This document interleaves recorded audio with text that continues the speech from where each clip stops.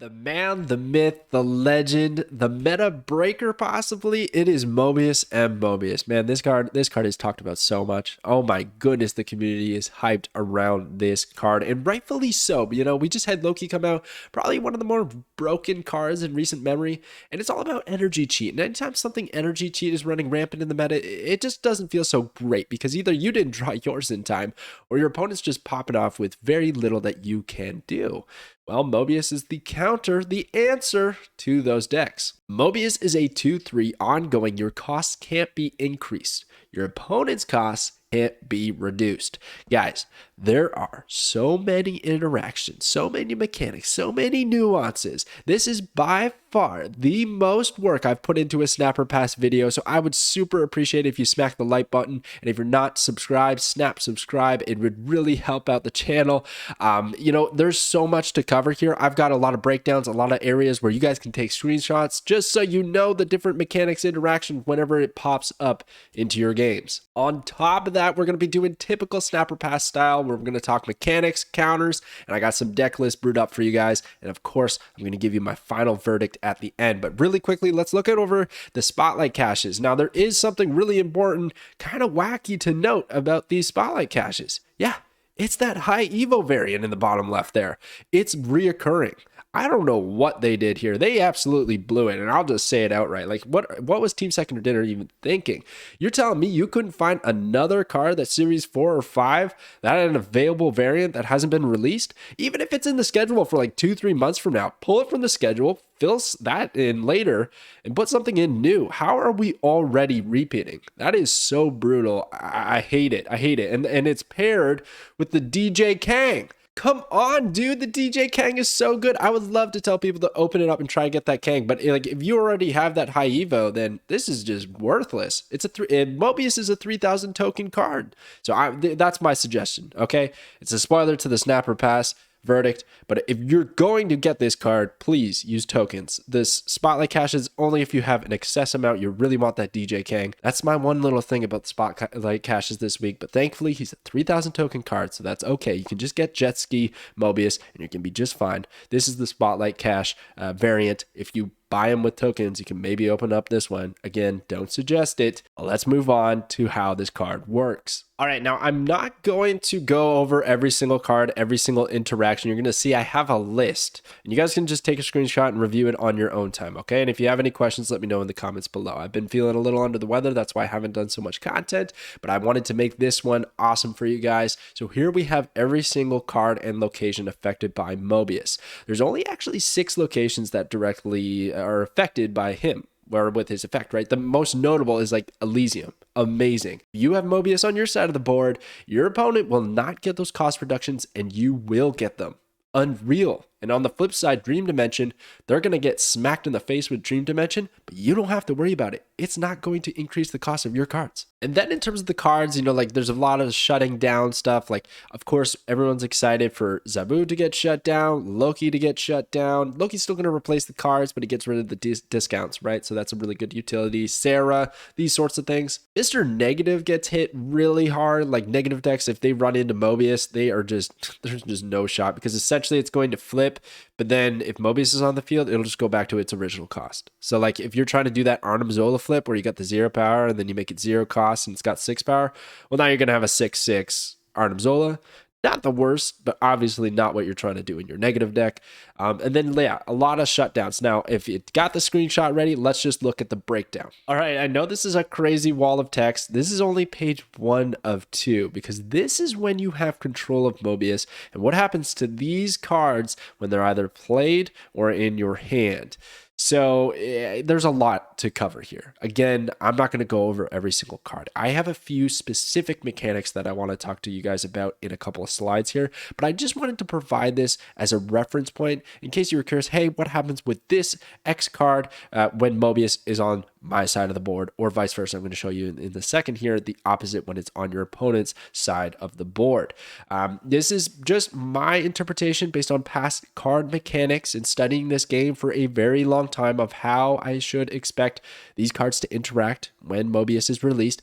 but it also incorporates a lot of Glenn's responses on Twitter and in the official Discord. He's gone out and confirmed a lot of the mechanics and interactions of Mobius with these cards. Okay, so a lot of it has been proven, and then a few of it is speculation, but like pretty obvious speculation. Like, of course, like Sabretooth, for instance, is going to be a 0/4 if he's destroyed at some point in the game and you have Mobius on the field. That's not going to do anything. The vice versa, what you're going to see in a second is he would just stay at 3/4. He doesn't get his discount. So just like pretty basic stuff that should work with Mobius. Anyways, this is when you have Mobius in control. Let's look at the opposite. All right, and this is when your opponent controls Mobius, but you do not. So what happens to the cards in your hand and when you play them on the field, but your opponent has Mobius on the opposite side? So yeah, a lot of pretty straightforward stuff, but you're going to see a lot of discount blocking, a lot of cards going back to their original cost. Yeah, it's pretty nasty stuff. He's an offensive and a defensive card, which is pretty interesting, pretty fun to use. But again, not going to get into too much detail. Let's go to the mechanics that I think are the most important to remember and cover. But again, please take a screenshot if you're interested in referring back to this. All right, so here are the most important mechanics that I see with Mobius, or at least like the most distinguishable ones, right? So we got Mobius versus Mobius. What happens? Because that's going to be happening all the time. Week 1 when this card comes out. I know everybody's picking this up. So what's going to happen when Mobius is staring down the other lane at another Mobius? Well, all cards are going to go to their base cost. So it's essentially like your cards are not going to be reduced, but they're not going to be increased in any sense. No matter what location or what is happening on the board, it's just not going to happen. And another thing to keep in mind, and it's actually my last point at the bottom there, is that Mobius is blocking the discount. So if you find a way to silence him with Rogue or Enchantress or something like that, right? Or if you destroy him with Lady Deathstrike or Goliath, you can get rid of that effect and that discount is still going to be present. So here's an instance, right? Okay, so you play Beast. It's the last card on the 4th location. You pull back 3 cards.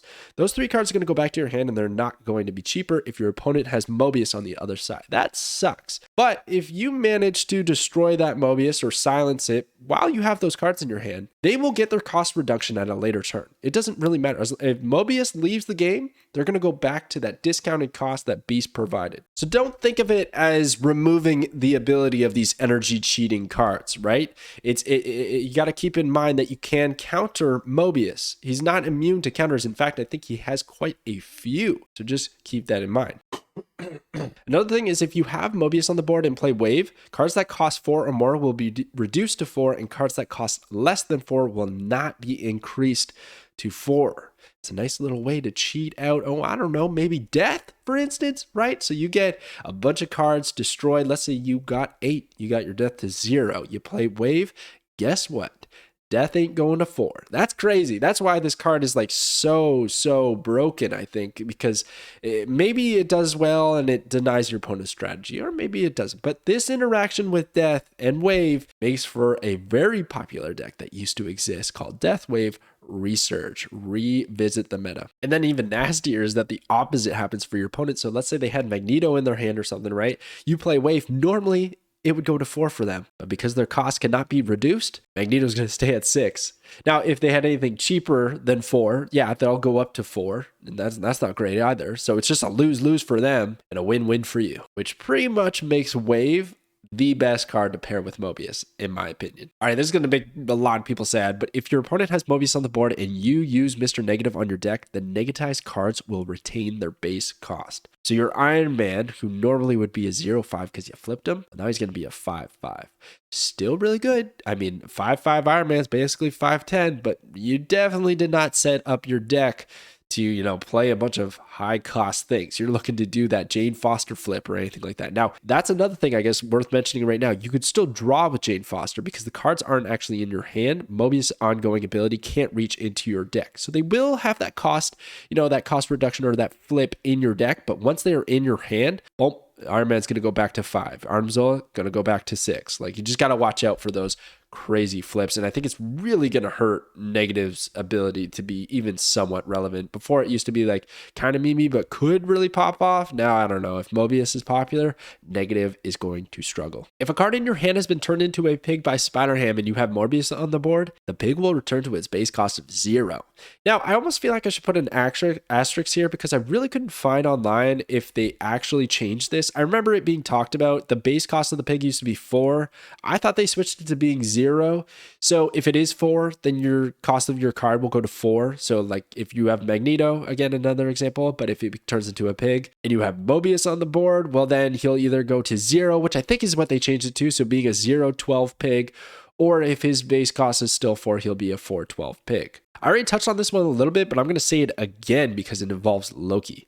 If your opponent has Mobius on the board and you play Loki, the replaced cards will not be discounted. But if you silence or destroy Mobius, the replaced cards will regain their discount. So finally, a way to get rid of this Loki nonsense, and I think it's going to really help out. Big time, for sure. You know, Mobius is a 2-3, not that hard to play, and Loki is by far the most popular deck run right now, and strongest. So it's a really good time to be Mobius. So here's some of the pros and cons that I see with Mobius. Counters the most oppressive strategies in Snap, defensive and offensive, which is just great. Shut down that Sarah, shut down that Loki, whatever it is on the other end, while preserving your cards from the Icebox, Iceman, all that kind of stuff.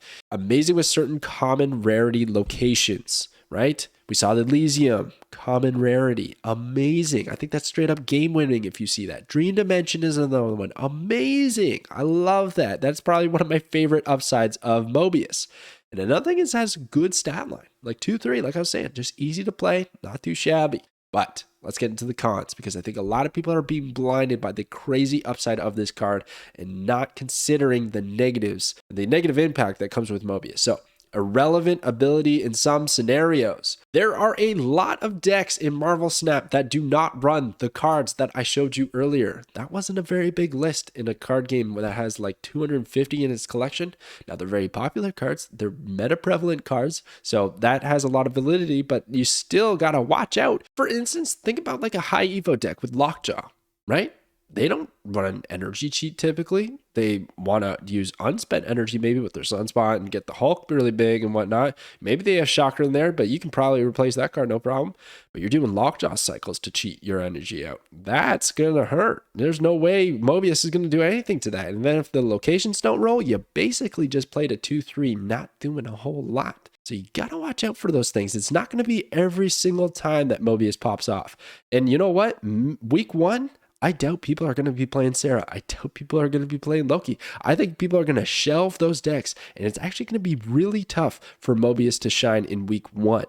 It's when the meta kind of, levels out and we go back to normal, Mobius is going to be that star tech card. Very few direct synergies. There's nothing that says, hey, Mobius, like if you have your ability, I'll get +5 power, whatever, right? There's no like serious combos, not even in the ongoing department, except for maybe one, which I'll get to in a second. So there's not a whole lot going to pair with him. Another big thing, bad turn 6 draw. Yeah, not very good to pull this card on turn 6. I mean, it's a 2-3 and maybe you play that anyways. It's almost like maybe armor, but armor has the upside of maybe shutting down your opponent's destroy mechanic at the end of the game. Whereas Mobius, not doing anything on turn 6 besides giving you 3 power. Opportunity cost and deck building.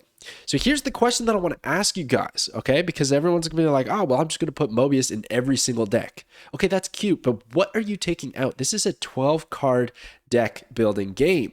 There's not a lot of room for opportunity to add Mobius. There's a lot of cards that are very important. And maybe you're just taking out that tech card that you already had in there. But then you're taking out a tech option that might be better off saving you some cubes, saving you some games rather than Mobius, especially if you're not running into energy cheat decks. You got to just kind of look at the meta and then decide to plug and play Mobius. Like, you're definitely not taking Mobius out for Shang-Chi. Like, if you just compare to those two cards, it's not even close. Shang-Chi is way better. It's not even close, everybody. Shang-Chi wins you the game on turn 6, destroys anything 9 or higher power. You're trying to accumulate power in Marvel Snap. Mobius is not necessarily helping you do that besides the 3 that he's giving you. So I just wanted to kind of reiterate that. Another thing to keep in mind is that, yeah, you shut down their energy cheat, but maybe that only ends up being like 2 or 3 energy that you're really shut off from them. maybe they played Sarah on 5 and they wanted to, and you played Mobius on 5, so it shut down their Sarah, and they wanted to play 3 cards on turn 6, and now they only get to play 2.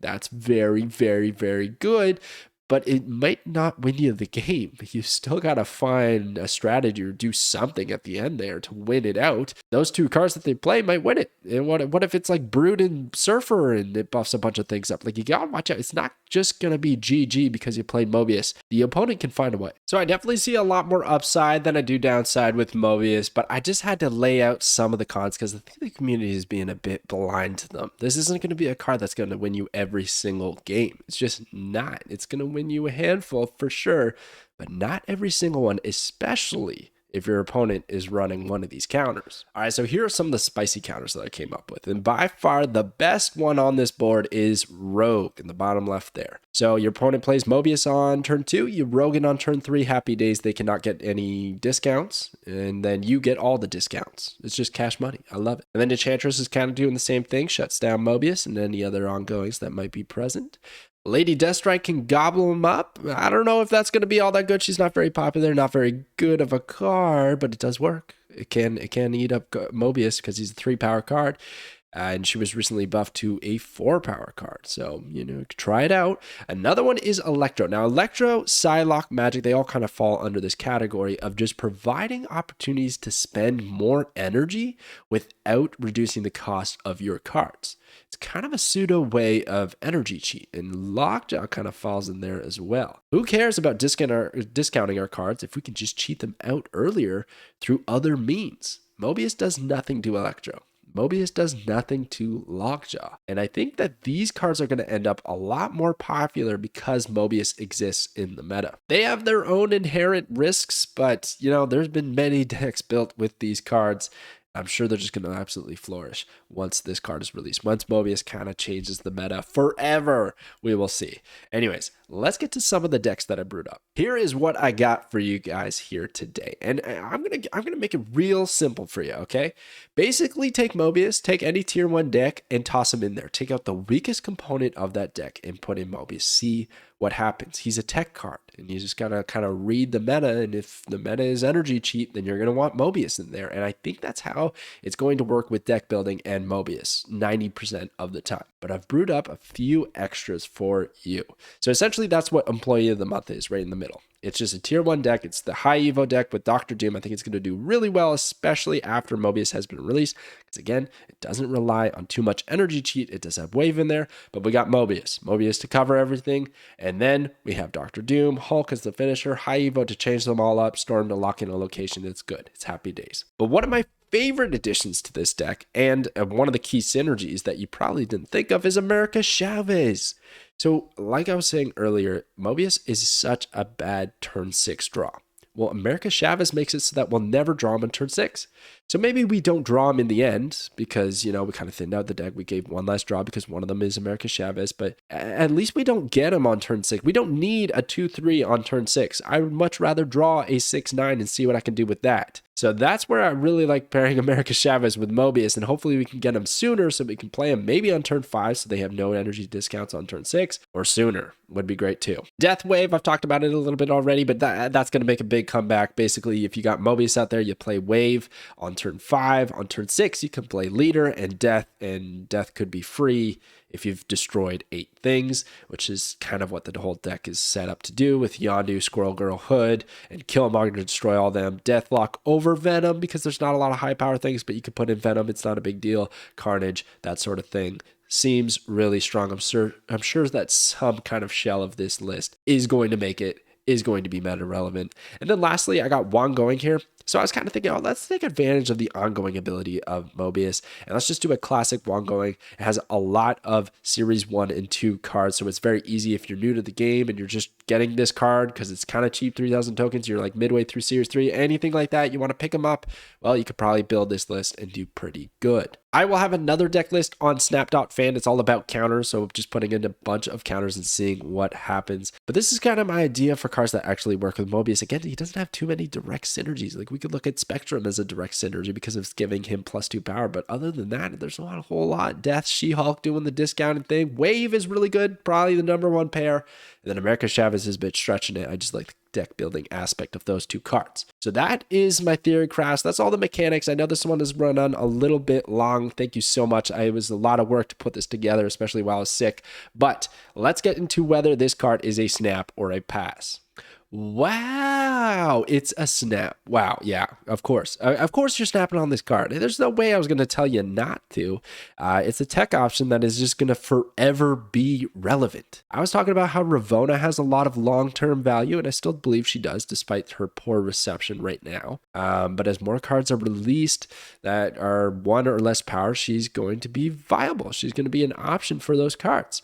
Mobius is just always going to be a viable option whenever the meta changes to being energy cheat heavy. And that is going to happen a lot. Let me tell you, that is going to happen numerous times throughout the year and forevermore. So just long-term value through the roof. Just such a good card to have in your arsenal, in your collection, just in case you need it, throw it in there. So good in Conquest as well. If you run into somebody trying to do any kind of energy cheat, a bounce deck, anything like that, even a discard list that has Swarm, because the Swarm mechanic won't work, that's been confirmed by Glenn, like that could hurt them enough if you got Mobius in the list. So good in Conquest.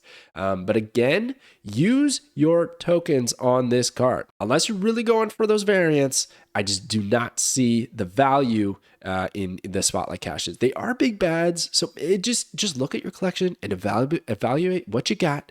But if you both got High Evo and Kang already, it's just, for me, it's easy. Use your 3K tokens. There's going to be a lot of Series 5 cards coming up in October and November, so you're going to want to save your Spotlight caches for them. Use your tokens now for good old Mobius. Anyways, thank you so much for watching, guys. I really appreciate all the support. If you're new to this channel, we do this every single week. We snap or pass each brand new card to give you as much information as possible leading up to that big decision. This game is not cheap, so I try to arm you guys with all the mechanics, all the deck theory, crafting, all that good stuff, just in case you want to pick it up. So there you go. Thank you so much, and I'll catch you guys next time.